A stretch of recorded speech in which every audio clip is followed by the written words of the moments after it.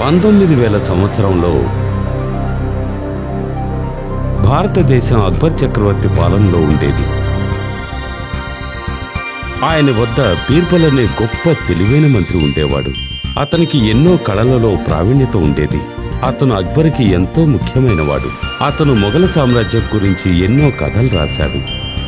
అతని తెలివితేటలు అక్బర్ చక్రవర్తిలో అతనికి ఒక ముఖ్య స్థానాన్ని ఏర్పరిచాయి.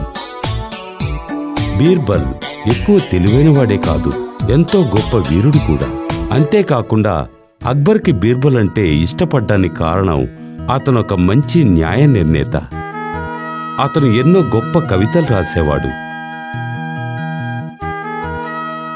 అతని యొక్క బుద్ధి చాతుర్యం ఎంతో గొప్పది. ఎప్పుడూ అక్బర్ చక్రవర్తి తన మంత్రులని ఎన్నో ప్రశ్నలు అడిగేవాడు. వాటన్నిటికీ బీర్బల్ దగ్గర సమాధానాలుండేవి. ఇప్పుడు మనం అక్బర్ బీర్బల్కు సంబంధించిన కొన్ని కథలను చూద్దాం.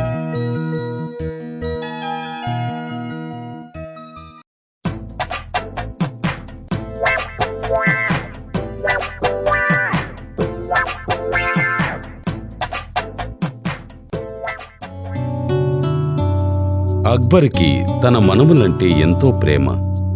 ఆయన వారి అందాన్ని ఎప్పుడూ చూసి ఆనందించేవాడు. ఒకరోజు తన ఉద్యానవనంలో ఆయన సంచరిస్తూ ఉన్నాడు.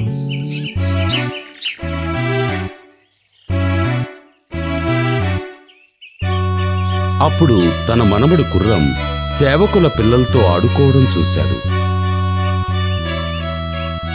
ఈ ప్రపంచంలో అందరికన్నా యువరాజు కుర్రం చాలా అందగాడు కదూ? అవును మహారాజా. అవును మహారాజా, అతనితో సమానం ఎవ్వరూ లేరు. నువ్వెందుకు మౌనంగా ఉన్నావు బీర్బల్? ఇది విచిత్రమైన ప్రశ్న మహారాజా. ఒక అందాన్ని పరీక్షించడానికి ఇది సరైన పద్ధతి కాదు. ఎందుకని? ఎవరైనా గులాబీ పువ్వు అసహ్యంగా ఉంటుందని, పంది అందంగా ఉంటుందని చెప్పగలరా? మీరు చెప్పింది నిజం మహారాజా, కానీ నాకు కొంత సమయాన్నివ్వండి. నువ్వు ఒప్పుకునేలా తెలియడం లేదు. మనం రేపు ఒక పోటీ పెడతాం. రేపు మీరందరూ సభకు వచ్చినప్పుడు మీతో ఒక బిడ్డని తీసుకురండి. ఏ బిడ్డ అందంగా ఉంటుందో అక్కడే మనం నిర్ణయించుకుంటాం. మరుసటి రోజు అక్బర్ చెప్పినట్టుగా అందరూ తమ యొక్క పిల్లలందరినీ తీసుకుని సభకు వచ్చారు. ఈ బిడ్డ యొక్క కళ్ళు వాడి మొహానికన్నా చిన్నగా ఉన్నాయి.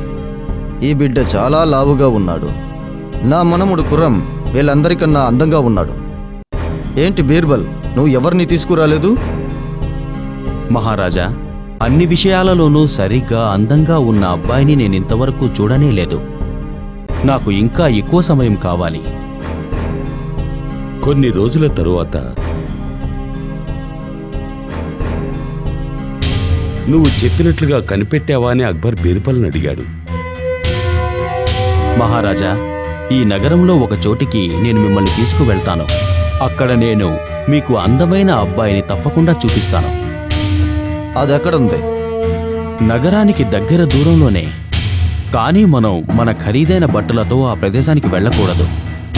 సాధారణ బట్టలతోనే మనం అక్కడికి వెళ్ళాలి. అలాగే బీర్బల్. ఆ మరుసటి రోజు అక్బర్ బీర్బల్తోనూ మంత్రులతోనూ ఒక గుడిసె వద్దకు వెళ్ళాడు.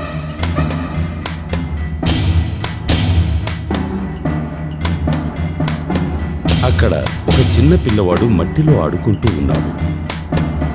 ఆ పిల్లవాడు అసహ్యంగాను ఒళ్ళంతా మురికితోనూ ఉన్నాడు.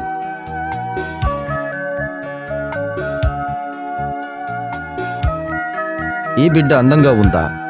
నీకు కళ్ళు లేవా? బీర్బల్, మాతో ఆటలాడుతున్నావా? మాకు వేరే పనేమీ లేదనుకుంటున్నావా? అదే సమయంలో ఆ పిల్లవాడి దగ్గరికి అతని తల్లి వచ్చి, నా బంగారం, ఎందుకమ్మా ఏడుస్తున్నావు? నా దేవత, నా చందమామ, నువ్వు గుద్దుకున్న నేలని నేను కొడతాను, సరేనా? ఇటువంటి ముఖం కల అబ్బాయిని అంత మురిపంగా లాలిస్తుంది, పైగా చందమామని కూడా అంటుంది. వీళ్లు మాట్లాడుకోవడం ఆమె చెవిన పడింది. హేయ్, ఎవరు మీరు? మీరెలా నా బిడ్డ గురించి మాట్లాడగలరు? మీరు ఆగ్రా మొత్తం తిరిగినా సరే నాకున్నంత అందమైన బిడ్డ మీరు ఎక్కడా చూడలేరు.